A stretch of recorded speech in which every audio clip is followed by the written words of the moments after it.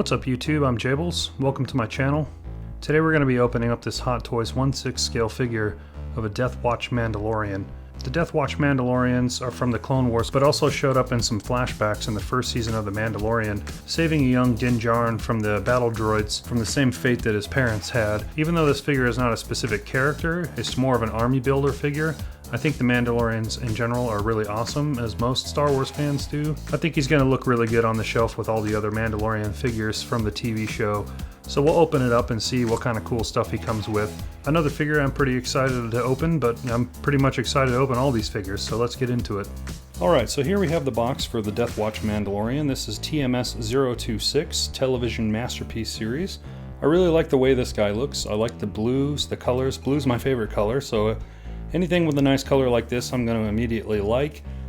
He does have like basically a copy of Boba Fett's helmet without the dent in it, just a different color. You know, everything looks proportional. I like the paint they have on here. I'm not sure exactly what the stripes mean, the different number of stripes. Maybe it's rankings or something like that. It would be pretty cool if somebody put a bunch of these together for army building. One is enough for me.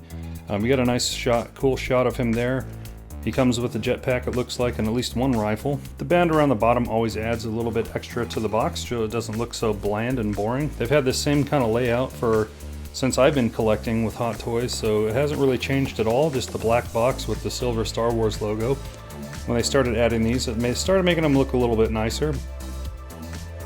They didn't do a very good job taping this this one down. This piece of tape was kind of sticking up on the inside, and it made my box stuck when I was pulling it apart, so I thought I was going to rip the box. I was kind of worried about that. That's the only gripe I have with the boxes are these little tabs right here.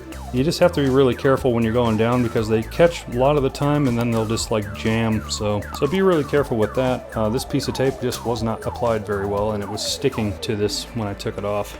We got another piece of sick artwork here with the Mandalorian in action.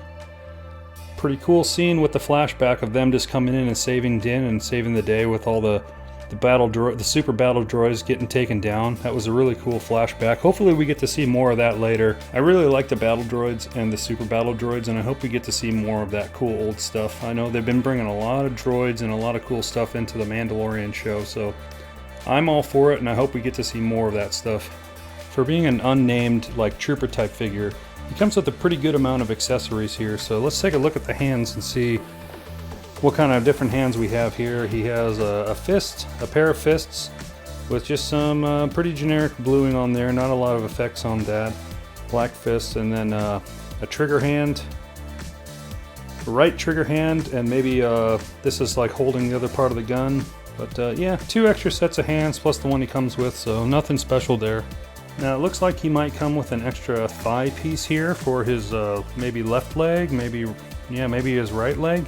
I think the reason they put this in here is maybe if you buy multiple of these figures you can have some variants on there so they're not all exactly the same.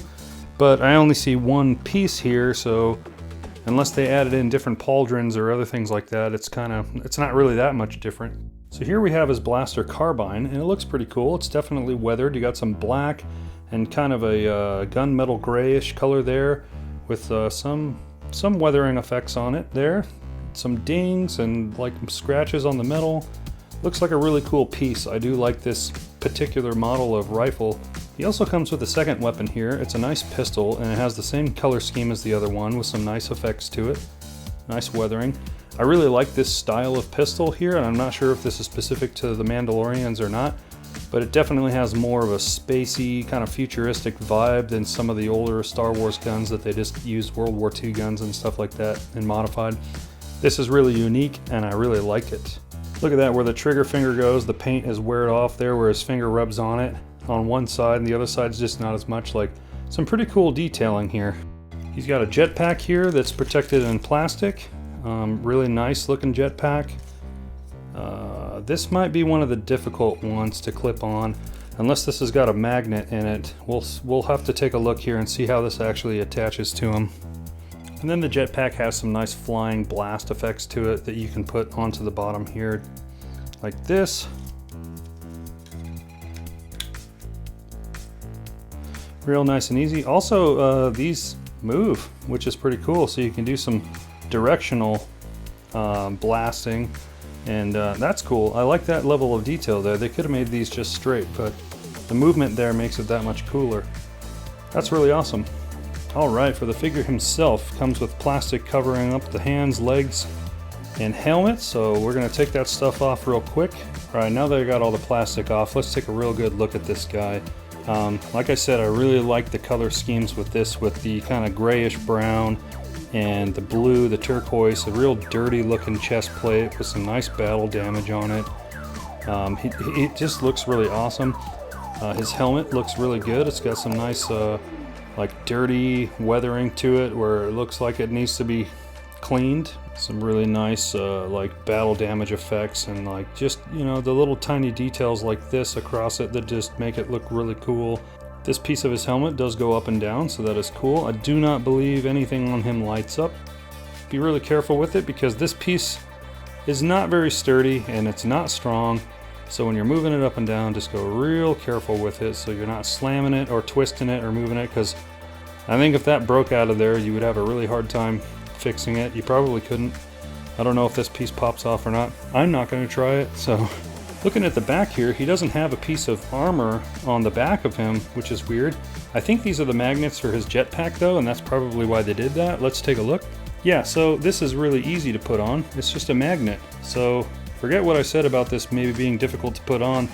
You know, some of these things have like hooks and weird hooking things on some of the older figures that were just really difficult to get on there. But this is the ideal situation where you just have magnets and things just clip on like that. So that is really cool. Makes it a lot easier. You can twist this around a little bit. I don't mind not having a piece of armor on the back for something like that, you know. He's got his armor down here. He's got his gun holster. Looking at all the pieces of armor, yeah, it looks like everything is held on there with Velcro, so you can take all this off too if you want. His setup on his arms are a little different than the other Mandalorians. Like he has, no, I don't think he has any weapons on this one. And he has, I don't know if these are whistling birds, but he only has a few, like maybe 4 on this arm. So, you know, no flamethrowers or anything crazy like that. I mean, maybe he still has like a grappling hook. But he doesn't come with that accessory, so you'll never know. He comes with just a few pockets on his belt strap here. Down on his legs here, you do see he has the little cannons, or maybe they're just blasters on one leg, and the other leg he doesn't have that. But he has this extra cylinder here. I don't know if what that is, a grenade, or if that's just an extra power pack or something. Looks really cool. The boots are nice. The joints in there are really easy to move around. It's not super stiff, so you can kind of pose them however you want. No screws on the bottom of the feet, as it should be, with some nice textures on there, so that's pretty cool.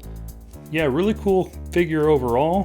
He looks really awesome. The cloth being super clean doesn't really match the dirty plates on there, but maybe he just got back from the tailor to get a fresh jumpsuit to put all his old armor onto or something, I don't know.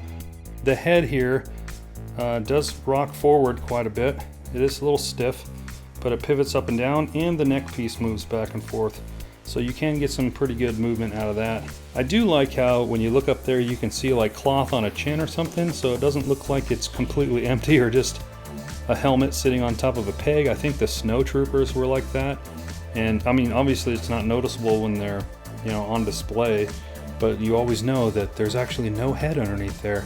But they added that on there, and so that's pretty cool if you're doing a pose where he's looking up. There's something underneath there. His display stand he comes with here is a nice grayish texture take on the sand one, but it still has those really annoying footprints in it that are like, why are those there? He's probably not going to be standing with his feet right there. However, it comes with a dynamic stand. So you can use this dynamic stand that bends around and this waist grabber here to keep him up, maybe elevated above people like he's coming in for a landing or just taking off. So we'll play around with that and see if we can use that to make something cool looking. Let's get some of these accessories on him and pose him and see what we can come up with.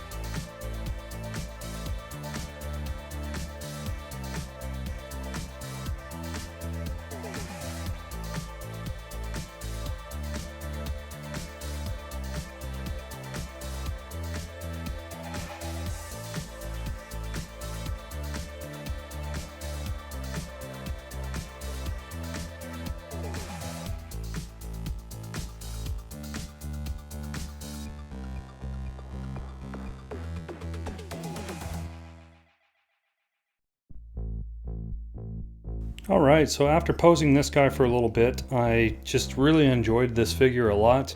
I know he's not a major character, doesn't even have a name, but for like an army building piece, this thing is about as good as you wish it could be.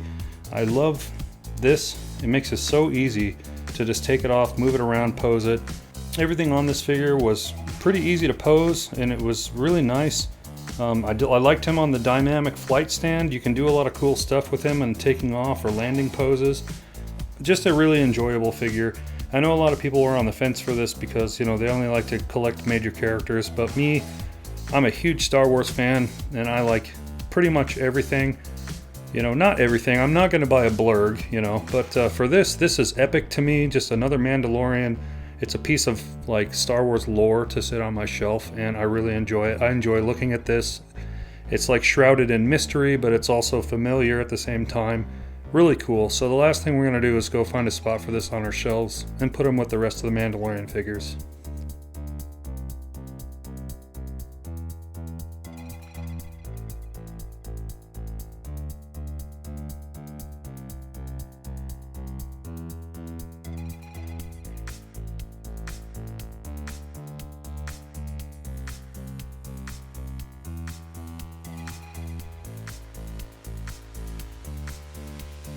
Alright, so here's the Death Watch Trooper in the shelf here. I like the dynamic pose of him taking off or landing. That's the pose that I chose here.